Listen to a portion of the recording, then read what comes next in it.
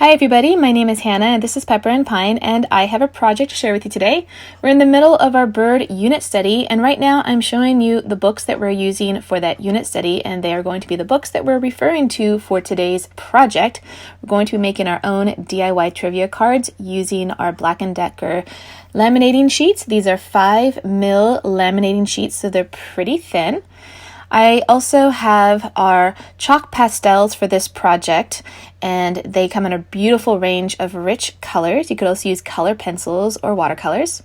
All right, let me give you a closer look at the bird books that we are using for this project. Now, you can find a number of these books at your local library, and after we did this project, I realized that choosing books that were specifically on one bird might have been easier because we had so many varieties of books. It was hard to narrow down our trivia questions, which were true and false and multiple choice, based on the one bird that we were studying for.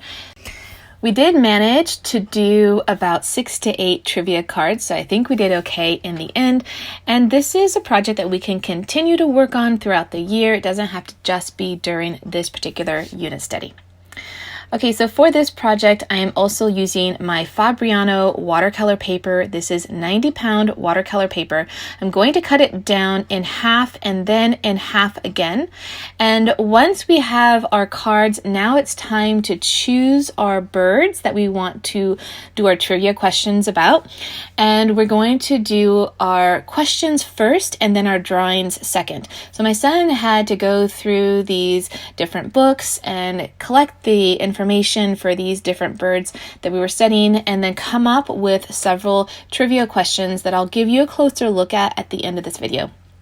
Once he did his questions on the one side, we flipped over our little card and we did our drawing on the other side.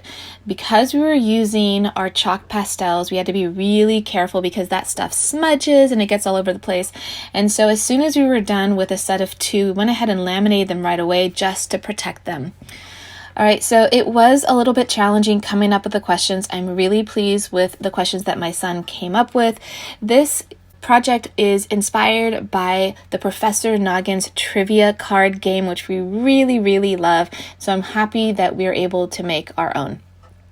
Okay, so once my son was done with all of the cards, I went ahead and I laminated them, and I'm just being really careful about placing them on our laminating sheets because I want to make sure that they're not going to smudge.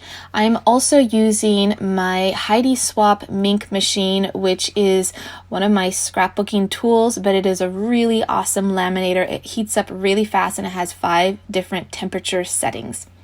Okay, so once that was laminated, I went ahead and I trimmed down each card using my Caterpillar Pro paper trimmer. It's an awesome paper trimmer, and you never have to change the blade, so I'm really pleased with it.